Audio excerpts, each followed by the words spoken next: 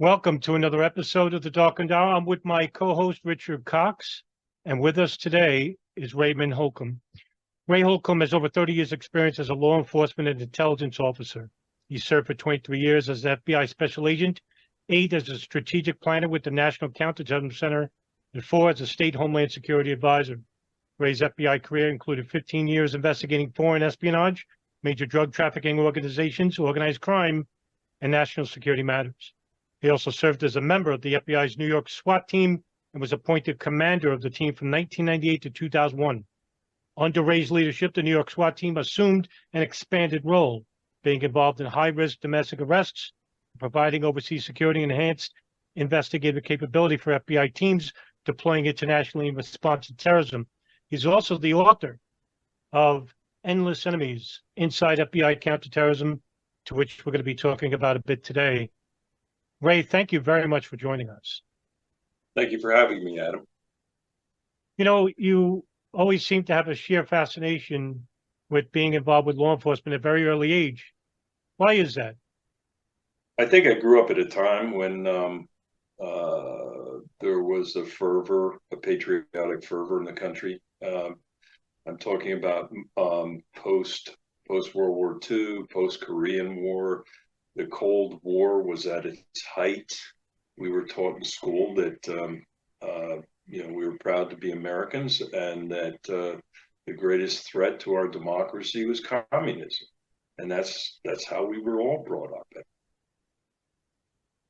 You made your ranks through a lot of the units within New York, and you began working under John O'Neill at the National Security Division.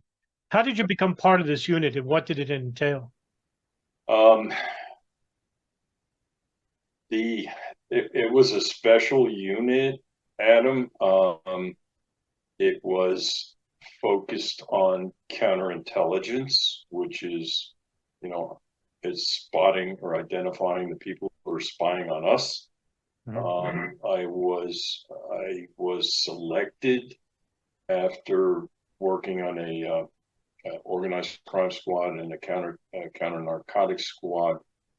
I was sponsored by other agents on that unit, and I was chosen to be part of that unit, which was under the oversight of John O'Neill. You also tend to mention in Chapter 8 of your book that the trip to Tanzania and Dar es Salaam in the aftermath of the U.S. Embassy bombings made you realize that the extent of the threat that John O'Neill used to talk about regarding bin Laden and al-Qaeda and how this new terrorism posed to the United States. Can you explain more of what you meant here in the book? Well, my focus, like many in the FBI up until that point, had been organized crime, and that was a regional problem. Every region in the States had a problem with a particular crime family, and then Asian narcotics. By that I mean that there was a tremendous flow of heroin coming in from Unsa, Golden Triangle, through the former Commonwealth, was coming in through Canada down into the United States, and there was a significant influx of high quality heroin into North America. So we were focused on that. And at the same time, I guess it was 93 first World Trade Center bombing, and then you had the Treblinka plot, and then you had the bombings in East Africa, the embassy bombings in East Africa. That's when some of us, and it didn't take a whole lot of thinking, but some of us began to realize there was a foreign group who was dead serious about coming after the United States. But still, even after the embassy bombings, it wasn't until the attack on the USS Cole, that I think headquarters, Washington D.C. in general, realized that this was a very serious threat. Regarding regarding the embassy bombings, and what reminded me of the 1993 World Trade Center bombing was the fact that the FBI evidence response team found a piece of the twisted metal called the chassis from the truck with the VIN number on it. Can you talk more about this and what came from it? Yeah, I mean, that's one of the things the FBI always did really well. Conducting a crime scene and collecting evidence. Our forensic teams are well trained in the forefront of the science, and they're dogged. They were on the ground literally, within a day of those bombings. We had people on the ground, and they were conducting a classic crime scene searches. I've been part of those. They're methodical. They require a lot of planning. They require a lot of patience. But the people who do that, that's primarily what they do. And some hundreds of meters out from the bomb, one of the agents, probably on his hands and knees, found this jagged piece of metal and noticed immediately that there was a VIN number or something that resembled a VIN number imprinted on the metal. Well, they took that VIN number, raised the VIN number, and very quickly they were able to track it down to a vehicle that had been imported into Africa from Southeast Asia. I can't recall the exact details. And then they tracked it down to the dealership in Africa that sold that vehicle, and they found the records that identified the purchaser. It was classic investigative effort. It was classic. It was just what the FBI and other police agencies do all the time. Okay, so fast forward to Yemen, which is you were sent to assist in the investigation with your security team regarding the USS Cole. However, you are actually met with a very hostile environment. Yemeni officials, sympathetic to al-Qaeda, you had unruly crowds who had a U.S. Yemeni ambassador in Barbara Bodine, who wanted to be a primary face of the latest news to Washington, was an instigator for John O'Neill. Yet you made some progress in the case by interviewing locals and finding key bits of evidence. Can you tell us more about your experience there in the case? Well, again, we worked that case with the Naval Criminal Investigative Service, and we developed a very close bond with some of their investigators. And we were dogged. Ali Soufan was one of our lead investigators. He's Muslim. He speaks Arabic, and he was very well received. And he had a great style. He was very well received, and he started to make progress. The ambassador Bodine, was clearly uncomfortable that she wasn't running the investigation. And there was some personality issues between her and John O'Neill, who deployed with the first team. He was on the ground. He was on the on-scene commander force in the first group that arrived there. And Ambassador Bodine and John O'Neill did not see eye to eye. John O'Neill was sent home. PNG John O'Neill said, you can't, persona non grata, sent him back to the U.S. She tried to control our investigation. For instance, when we would be interviewing or interrogating suspects, we, of course, would allow a Yemeni officer, detective, investigator be present in the room. But Ambassador Bodine demanded that there also be State Department people in the room. We pushed back on that and said, no, if this goes to trial, your people are going to be witnesses, and they're going to have to come stateside, and they're going to have to testify in the trial as to what they heard and what they saw. Well, that didn't work. So eventually the New York, the people in charge of the New York division, John O'Neill being one of them, decided to shut down the investigation. We were making great progress. He said, we can't work under these circumstances, and he brought us all home. And it came to a stalemate. I mean, it was dead in the water at that moment because we couldn't function under State Department oversight. We couldn't do our job properly under State Department oversight. The main issue between Al-Qaeda Communications Hub was the nexus between the hub and two of the 9/11 hijackers in Khalid al-Mihdhar and Nawaf al-Hazmi. Right. The CIA and NSA had known about these two, and they had traveled to a meeting in Kuala Lumpur, Malaysia. Mm-hmm. However, the FBI were not allowed to share this information to headquarters after seeing the cable that came in, which stated that they were coming to the United States and had dual U.S. visas. Right. Why do you think the CIA did not permit the FBI to share this pertinent information with you? Well, you can understand there has always been interagency tension, always been interagency rivalry. For the FBI has preeminence in criminal investigations inside the United States. And that's our domain, and that includes counterterrorism and counterintelligence investigations inside the United States. Now, if an American citizen or American property is somehow injured or overseas, we still have, the FBI still has the preeminent role in investigating that crime. The CIA and NSA, on the other hand, their primary mission is collecting intelligence, signal intelligence, human intelligence, whatever the fashion or the form, around the world. And they collect that intelligence and use it for various purposes.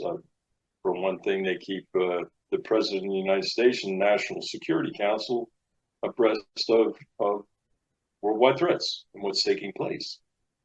So we have these roles that oftentimes butt up against each other.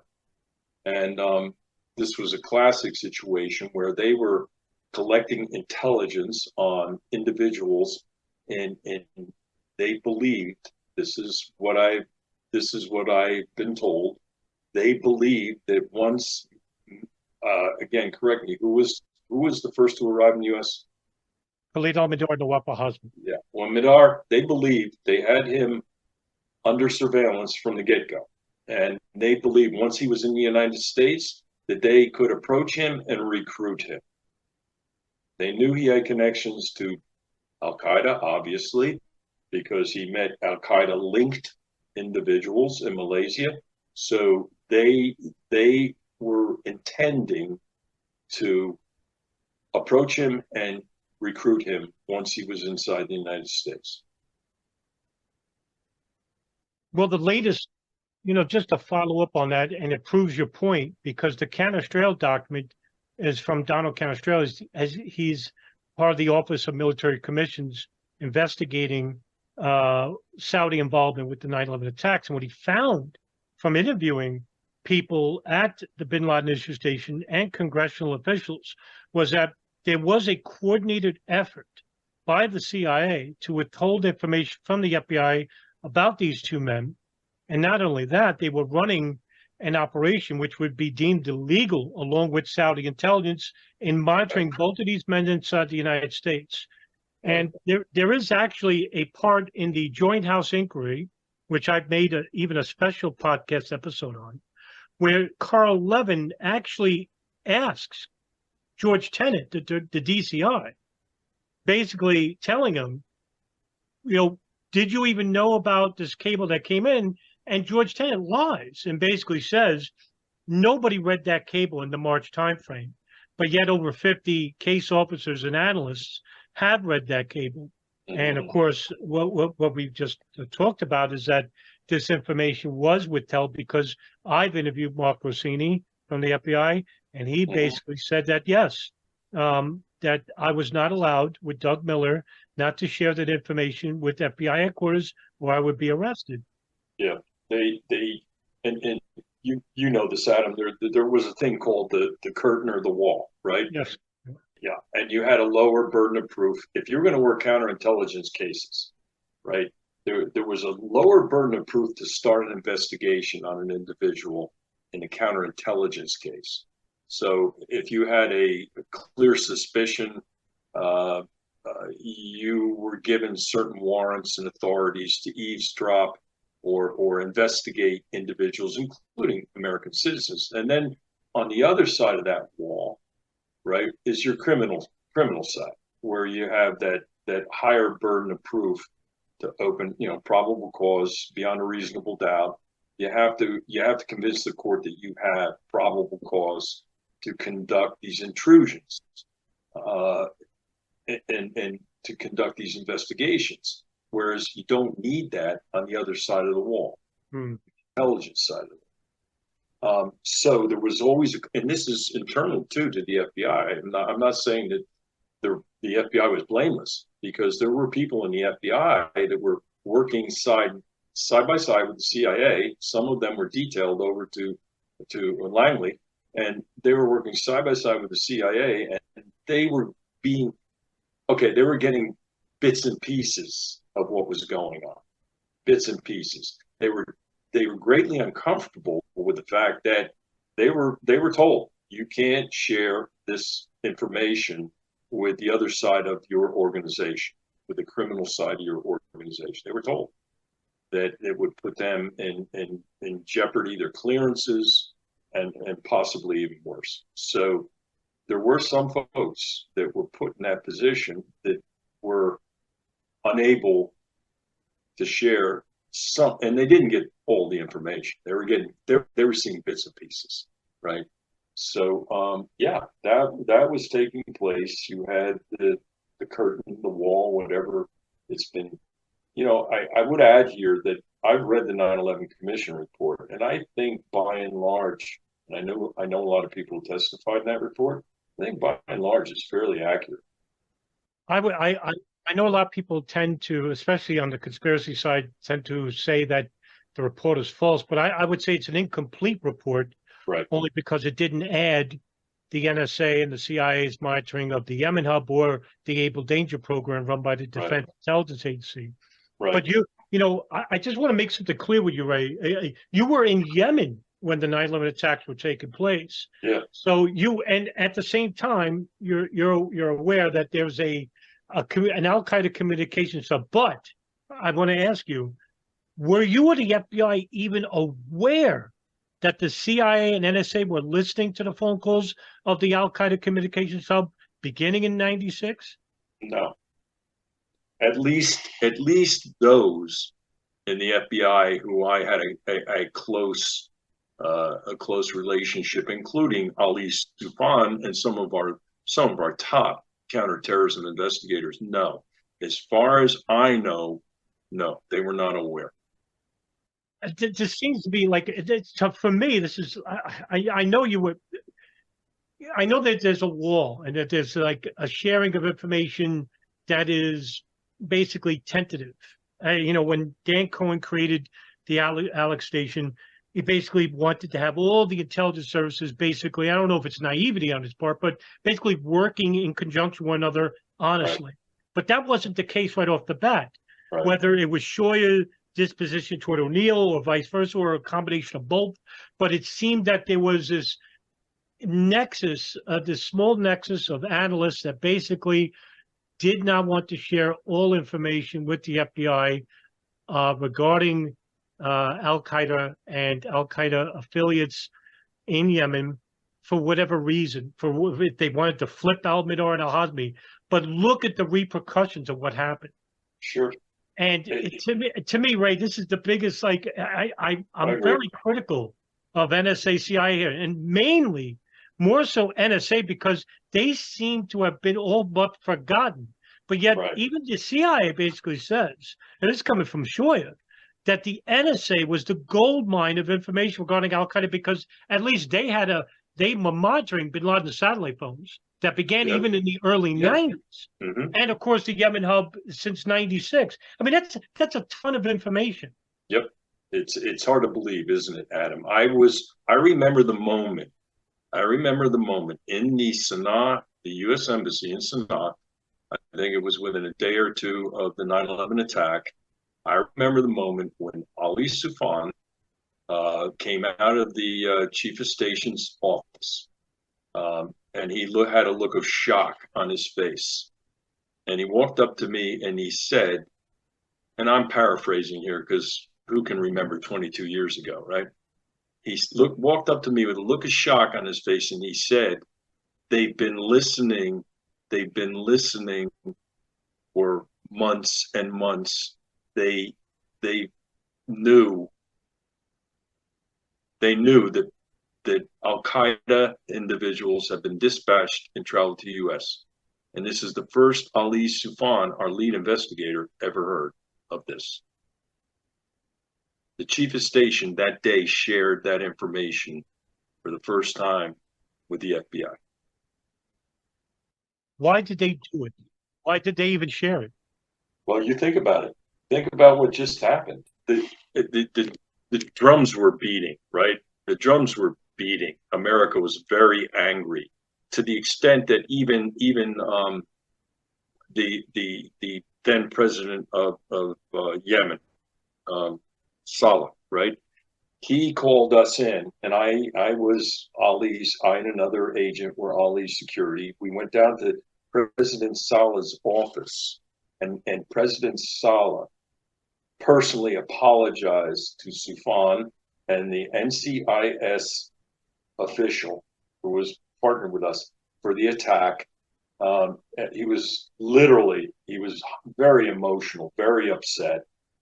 And it was at that point in time that we learned that the Yemenis had several Al-Qaeda in custody, and they had never told us for weeks before. They never mentioned that they had these people in custody. I believe that because of the drumbeat coming out of the United States, they were scared. They were scared that they would somehow be linked to Al-Qaeda. They were scared. By them, I mean the President Saleh and the Yemeni government. They were concerned that we were going to somehow blame them as accomplices with the attack. And at that point on, they couldn't have given us more assistance. From that moment on, they couldn't have cooperated with us more. You know, the one thing I learned about the book too was that Ali Soufan had gotten a really good rapport with Ramzi bin al-Shibh when he was captured. Mm-hmm. But just like with Abu Zubaydah, again, the CIA manages to steer the FBI away from any further progress. Now, I'm going to ask for your opinion here. If the FBI had been allowed to had longer unfettered access to bin al-Shibh, and you had proper time to interrogate him, what do you think you could have gotten out of him that the CIA didn't? I wasn't privy to those. I wasn't in the room when all of those interviews, I won't call them interrogations. They weren't interrogations. Yeah, you weren't torturing it, right? No, Ali, his approach, I watched him in action with other subjects. His approach was to develop rapport, and he became almost like a father confessor to the subjects. He was Islamic. He understood the Quran thoroughly, and within a short period of time, most of these subjects just confessed to him and opened up and told him most everything. It was miraculous. I saw him break a hunger strike in Guantanamo that had with a key suspect, a key subject. The hunger strike had been going on for a while, and he was refusing to give any more information. Within 24 hours, Ali Soufan had him talking like a fire hose. So, getting back to your question, I think President Saleh was worried. He was scared. He was scared that they were going to be linked to the attack, and that there was going to be retribution worldwide, and that they were going to be they were going to get punished. So they couldn't, from that point on, they were extremely cooperative. I know you're short on time. Richard, do you have any follow-up questions at all? No, you carry on, Adam. You're asking everything I would, so you carry on capturing the ship. So, well, Ray, as we wind down here, we're 22 years now past on the attacks, and we still haven't had a trial. Do you think we'll ever have a trial regarding the Guantanamo 5 that are suspected of the attacks? No, never. I don't think so. Hey, Adam, we did, from the FBI perspective, we did everything we could to handle those investigations, just like with every terrorism investigation. I alluded to this earlier. We tried to conduct every one of those investigations by the book, so that it was always on our mind that the way we asked the questions, the way we treated the suspect or the subject, the way we documented what that individual said would someday be brought into court in the United States, and it had to pass muster. So everything we did with our judicial system in mind. Did it slow us down? Did it make us a little less effective than what some of the other organizations were doing? Maybe, possibly, yes. But everything we produced was viable in a U.S. court of law. Everything. And that was our end game. And we were always about prosecuting these people back in the United States. And I told you, maybe I can allude to this, in Tanzania, when the individual we were interviewing in conjunction with the Tanzanians, he had managed the safe house for the bombers. And after days and days and days of light interrogation, let's call it interviewing, he finally talked.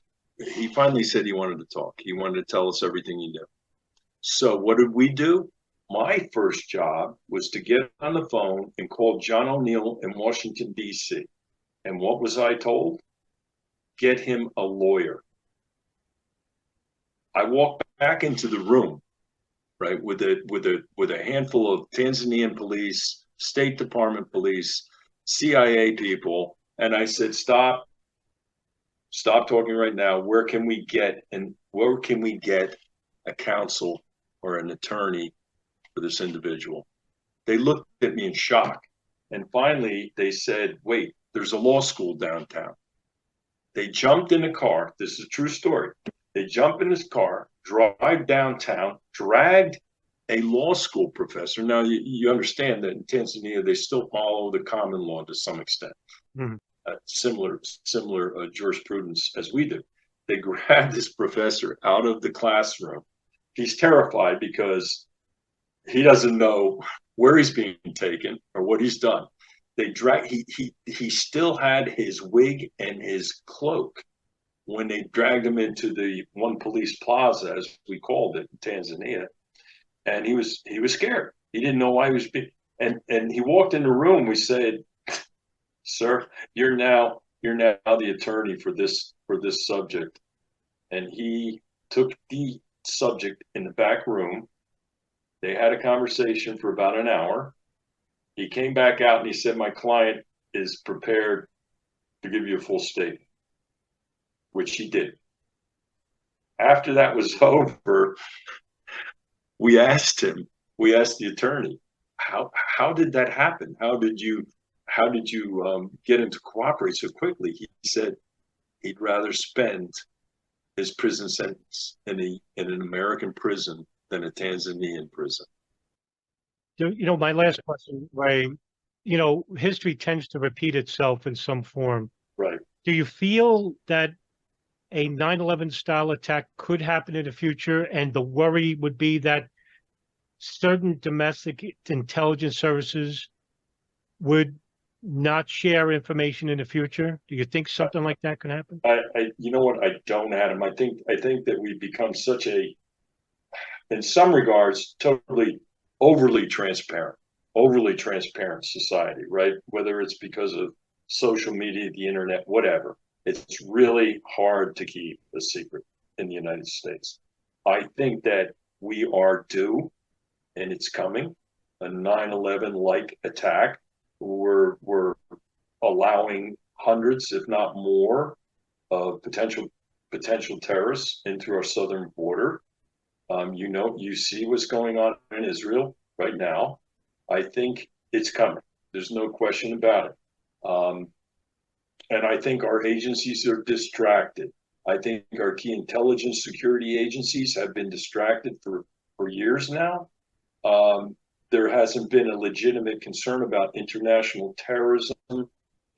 They're more focused on, concerns about domestic terrorism and other issues than they are about the Islamic extremist threat.